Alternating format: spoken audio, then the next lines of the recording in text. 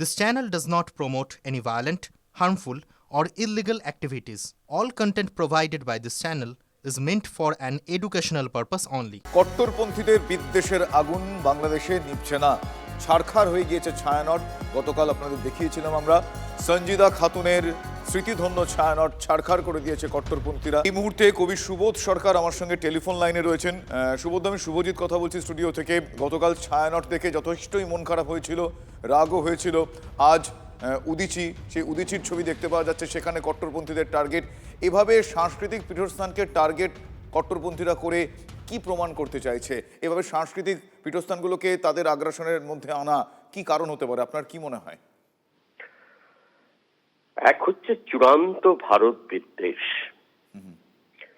এবং আমার যেটা মনে হচ্ছে যে ছায়ানট থেকে উদীচী যে সংস্কৃতির একটা প্রবহমান ধারা এই উপমহাদেশে বাংলাকে কেন্দ্র করে, বাংলা ভাষা, বাংলা সঙ্গীত, বাংলা নৃত্য, এখন বাংলা বলতে ওরা তো ইন্ডিয়া বোঝে, এখন সম্পূর্ণভাবে অ্যান্টি ইন্ডিয়া, এবং যেটা করছে নিজেদের দেশটাকে নরকে পরিণত করছে। এটা তো আমি দেখতে পাচ্ছি, মানে সংখ্যালঘু নিধন যে জায়গায় যাচ্ছে, প্রকাশ্য সড়কে দিবালোকে জ্বালিয়ে দিচ্ছে পেট্রোল ঢেলে। সেখান থেকে শুরু করে ছায়ানট, রবীন্দ্রনাথ থেকে শুরু করে উদীচী, এই যে পুরো যে ইতিহাসটা দেখতে পাচ্ছি, সাম্প্রতিক ইতিহাস, এবং শুরু হয়েছে অনেক আগে। এই যে জায়গাটা, এই জায়গা থেকে বোঝা যাচ্ছে এই মুহূর্তে বাংলাদেশ একটা রেলওয়ে স্টেশনে পরিণত হয়েছে, যেখানে মব ছুটে আসছে, আগুন জ্বালাচ্ছে, লুট করছে, কোনো ট্রেন আসছে না, কোনো ট্রেন যেতে পারছে না, এরকম একটা বিপন্ন রেলওয়ে স্টেশনের মতো একটা রাষ্ট্র দাঁড়িয়ে আছে, এবং রাষ্ট্র সেখানে কোনো ভূমিকা নিচ্ছে না।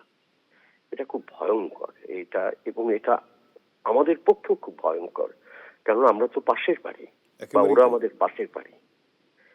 সুতরাং উদীচীর আবার নতুন করে যে উদীচী কালকে হয়েছে, আমি তীব্র তীব্র ভাষায় নিন্দা করছি। ধন্যবাদ সুবোধ। বাংলাদেশের প্রাক্তন শিক্ষামন্ত্রী মহিবুল হাসান চৌধুরীর বাড়িতেও তাণ্ডব চলল। চট্টগ্রামে প্রাক্তন মন্ত্রীর এই বাড়িতে কট্টরপন্থীরা আগুন ধরিয়ে দিল, সেই ছবি আপনাদের দেখাচ্ছি।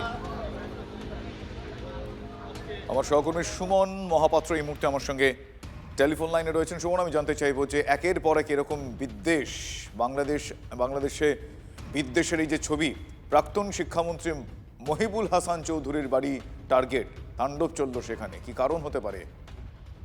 দেখো, মহিবুল হাসান চৌধুরী তিনি আওয়ামী লীগের সদস্য ছিলেন, এবং তিনি এর আগে দুবার হাসিনা মন্ত্রিসভার অংশ ছিলেন। তিনি এর আগে উপশিক্ষামন্ত্রীর দায়িত্ব পালন করেছেন, পরবর্তীকালে শিক্ষামন্ত্রীও ছিলেন। উত্তেজিত জনতা এই হাদির মৃত্যুর পর কিন্তু বিভিন্ন জায়গায় যে অগ্নিসংযোগের ঘটনাগুলো ঘটাচ্ছে, তারই ধারাবাহিকতা হিসেবে বলা যেতে পারে যে গভীর রাতে এই মহিবুল হাসান চৌধুরীর বাড়িতে একদল জনতা গিয়ে পৌঁছে, এবং তারা ভাঙচুর করে প্রথমে নিচে, তারপর আগুন ধরিয়ে দেয়। এমনকি যখন ফায়ার সার্ভিস ওখানে পৌঁছানোর চেষ্টা করে, তখন তাদেরকেও কিন্তু আটকে দেওয়া হয়, তাতে আগুন নেভানোর কাজও করতে পারেনি দমকল। সবটা মিলিয়ে গোটা বাংলাদেশে যেভাবে আগুন ছড়িয়ে পড়ছে, মহিবুল হাসান চৌধুরীর বাড়িও তা থেকে বাইরে রইল না। একদমই তাই। ধন্যবাদ সুমন। বাংলাদেশে এই যে নতুন করে মৌলবাদী তাণ্ডব দেখতে পাওয়া যাচ্ছে, এর পেছনে ইউনূসের ইন্ধন দেখছে আওয়ামী লীগ। দলের সাধারণ সম্পাদক ওবায়দুল কাদেরের দাবি, ভারতের সেভেন সিস্টার্সকে নিয়ে হাসনাত আবদুল্লাহর যে হুমকি, সেটা ইউনূসেরই কথার প্রতিধ্বনি। ইউনূস হচ্ছে একটা পাপেট, একটা ইম্পোস্টার, একজন ভণ্ড ছদ্মবেশী, এবং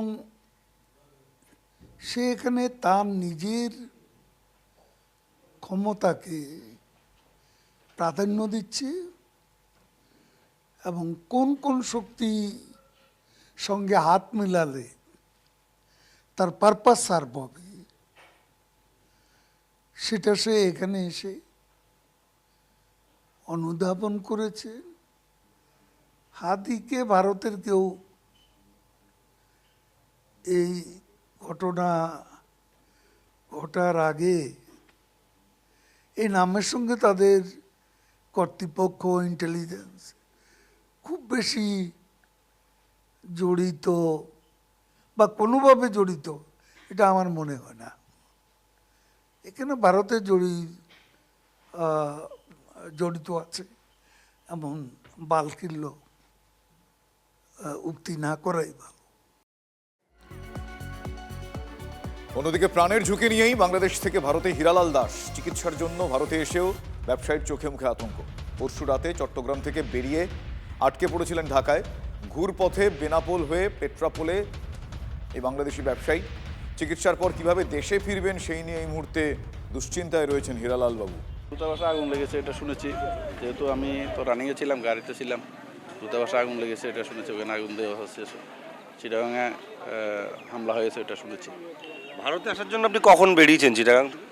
আমি গতকালকে রাতে গাড়িতে উঠেছি 3টায়। হ্যাঁ হ্যাঁ, তারপরে গাড়িতে ছিলাম, এখন এসেছি। এই গাড়ি আটকে রেখেছিল কোথাও? ঢাকায় একটু প্রবলেম ছিল, ওখানে কিছুক্ষণ অপেক্ষা করেছিল। রাত্রেবেলা তো তখন বুঝতে পারিনি, হয়তো 2-3 ঘন্টা অপেক্ষা ছিল।